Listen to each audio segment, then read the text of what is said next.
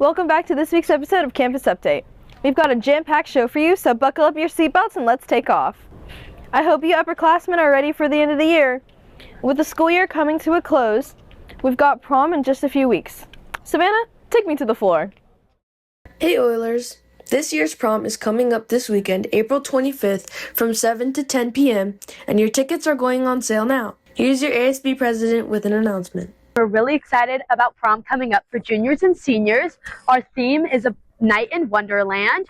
If you want to bring an outside guest or somebody from a younger class, make sure to get a paper from the office and fill it out in time. There's going to be live music, a DJ, a chocolate fountain, a taco guy. So make sure to come out. It's a really fun event. I know where I'll be, out on that dance floor getting my groove on. Anyways, on the topic of dancing the night away, we've got the Dracula show happening this week. Kieran, take us to the show. Hello, my name is Mr. Mankey. I am one of the APA teachers here. So I am the director for Dracula, a comedy of terrors. It's a super funny show. It is a very loose adaptation of Dracula, but it's super physical, it's crazy, it's big, it's wild. People are doing accents, we're running all over the place. It's a super fun time, so you gotta make sure to check it out. It is happening this Thursday and Friday at 7 p.m. and this Sunday at 1 and 5 p.m. in the Black Box Studio Theater. It is APA's Spring Theater main stage show, so you're definitely going to want to see it. It is going to be hilarious, so definitely buy your tickets because it will sell out, guaranteed. So make sure you come see Dracula. That looks like a great show. I hope I don't get bit. But anyways, here's Kanu with an Out of This World segment. HBHS. Today we're talking about the voyage of Artemis II. On April 1st, 2026, 4 astronauts, Reed Wiseman, Victor Glover, Christina Koch, and Jeremy Hansen launched from Houston, Texas, and traveled farther into space than any crew in over 50 years. Riding aboard NASA's Orion spacecraft powered by the Space Launch System rocket, their mission took them on a path around the moon and back to Earth. Although Artemis II didn't land on the moon, it played a huge role in testing the spacecraft navigation system and how astronauts handle deep space travel. This mission is a major step towards future missions that will land humans on the lunar surface again. After completing their journey, Artemis II safely landed on April 10, 2026 off the coast of California, with all astronauts returning in good condition. This mission shows that space exploration is back, and it's just the beginning of a new era of discovery. This is an opportunity for us to remember where we are, who we are, and that we are the same thing and that we got to get through this together. That's great. Now, have you ever heard about the astronaut riding a pony?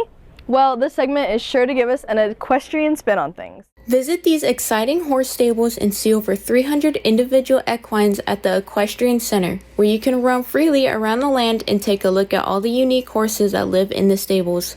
If you're casually interested in interacting with or learning more about horses, on the first Sunday of each month, you can pay $25 to receive a ticket and be able to feed, clean, and spend time with the horses. That's the Equestrian Center on 18381 Golden West. Raise your hand if you went to Coachella. Yeah, I didn't either. I wish I did, but let's hear about it from Tinley. This year's Coachella featured some major performances that had everyone talking, like Justin Bieber, Sabrina Carpenter, and many more. From surprise guests to crowd favorite songs, fans loved the energy and unforgettable moments on the stage. Here's a look at what one of the DJs brought to Coachella this year.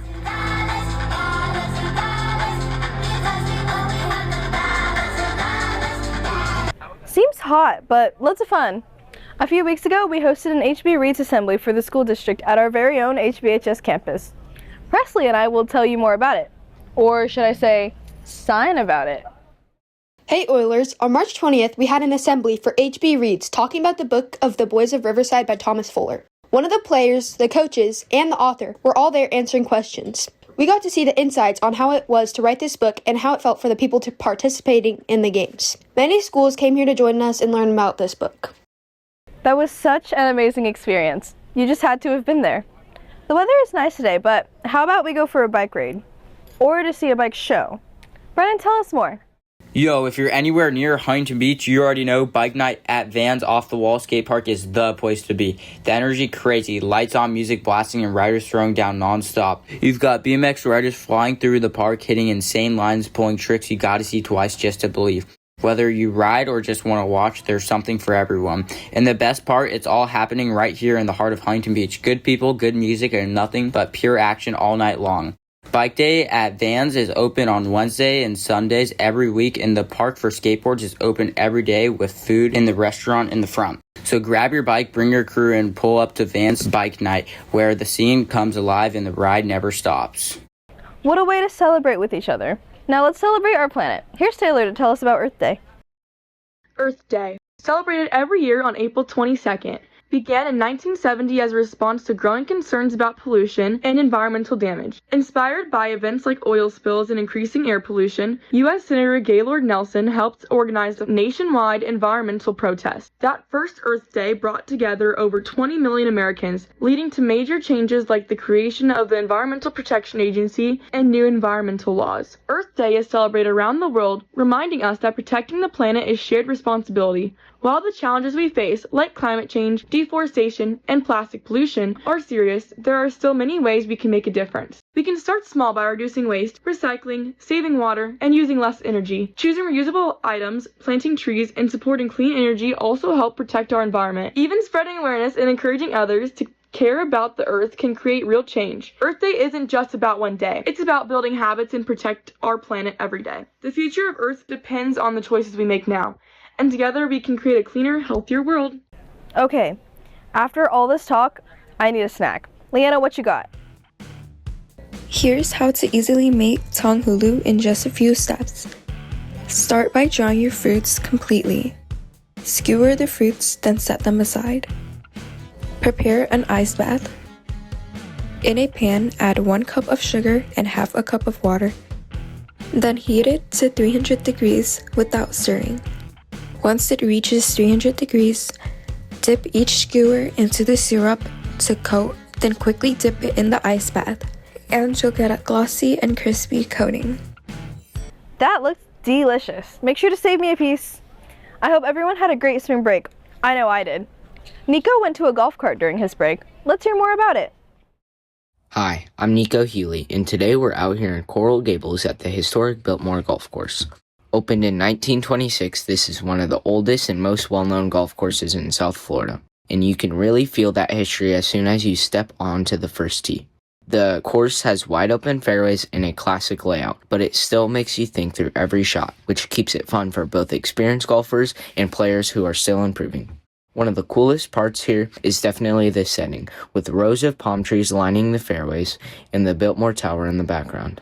It has a really classic Miami look that makes every hole feel unique. It's also a great place to work on your game with a full 18-hole course, practice areas, and lessons that make it feel welcoming for all skill levels.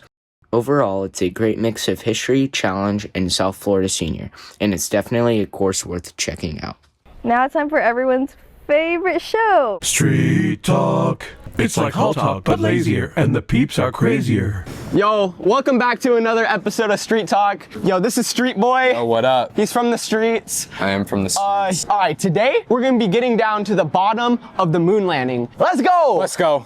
My name's Michael P. That's my stage name. When I was in the neighborhood that I used to live in, there were so many Mikes, and they said, but your last name's Peterson, so we're gonna call you Michael P.